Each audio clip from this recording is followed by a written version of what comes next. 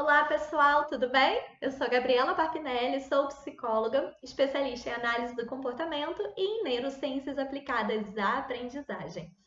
Hoje eu vou trazer para vocês alguns sintomas mais comuns presentes no transtorno de ansiedade de separação. Esse é um transtorno muito típico na primeira infância, que normalmente acontece, aqueles primeiros momentos onde a criança vai passar mais tempo longe dos seus cuidadores. Não especificamente ele acontece relacionado aos pais, tá? Quando a gente fala cuidadores, isso pode abarcar uma babá que fica muito tempo com essa criança, ou os avós que são muito presentes na vida dela. Então, o que acontece? Nesses momentos de distanciamento, físico, de separação, entre aspas, a criança começa a pensar que algo de catastrófico vai acontecer com esses cuidadores. Ela experimenta uma ansiedade muito alta com todo o fluxo de preocupações que ela começa a ter. E aí ela imagina que, por exemplo, se a minha mãe sair de casa, ela pode ser atropelada, ela pode bater de carro, alguém pode sequestrar ela e eu nunca mais vou ver a minha mãe.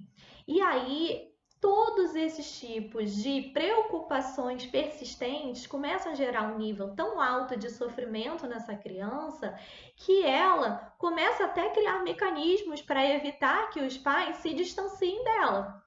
Não necessariamente esses mecanismos a criança tem total, plena consciência do que ela está fazendo, mas ela vai testando, alguns comportamentos vão dando certo, e aí os pais, por cederem a essas situações, reforçam a presença, a manutenção desses comportamentos, o que muitas vezes, em vez de diminuir a ansiedade, a médio prazo, ela acaba aumentando a ansiedade da criança.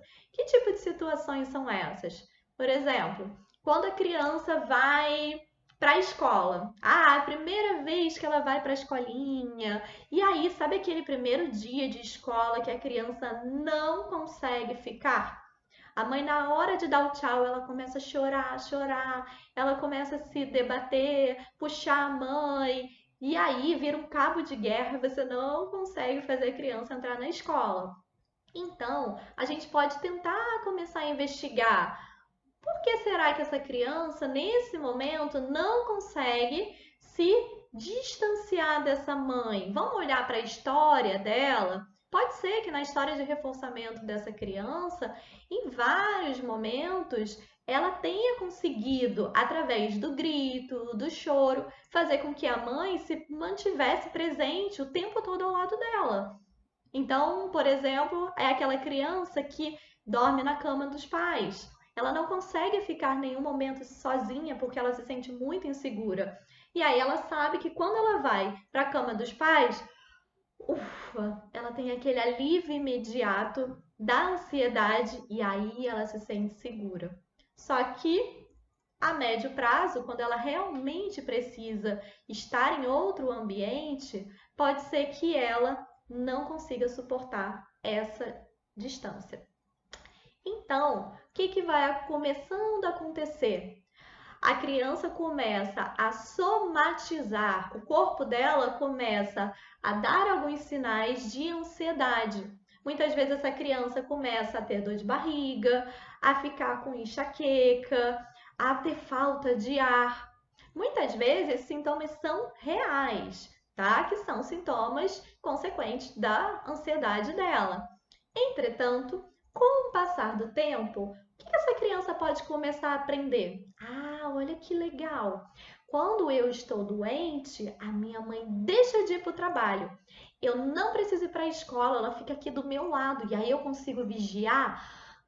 Que tá tudo bem com ela, nada de ruim aconteceu. Então, quando eu estiver ansioso, basta falar para ela que eu tô doente, que eu tô passando mal, porque aí eu não vou ter mais aquela ansiedade, eu vou me sentir seguro porque eu tenho certeza que ela está bem do meu lado. Hum. Mas a criança começa então a ficar extremamente dependente da presença física daquela pessoa.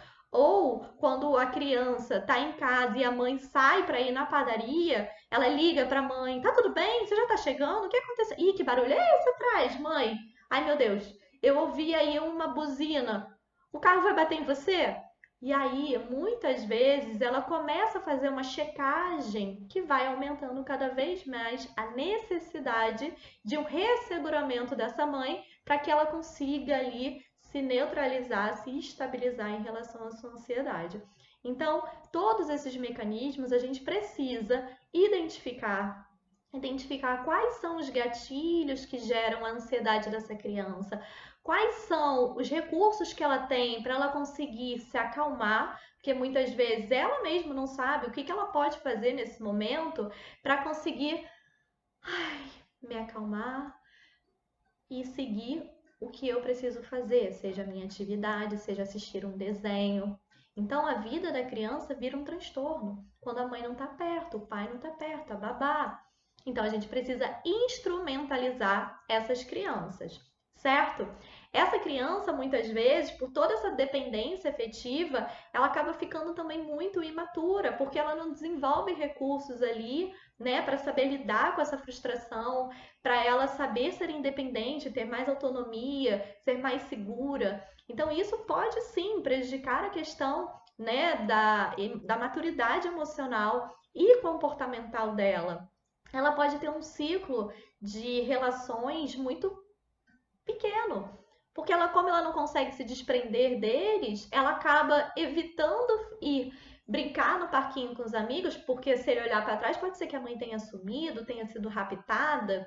Então, é um nível de sofrimento constante, persistente, que ela precisa de suporte. Você percebe que sempre essa criança começa a relatar sonos muito desregulados, com muitos pesadelos, e aí ela começa a ficar com muita relutância, até o momento que ela já não quer nem mais sair de casa.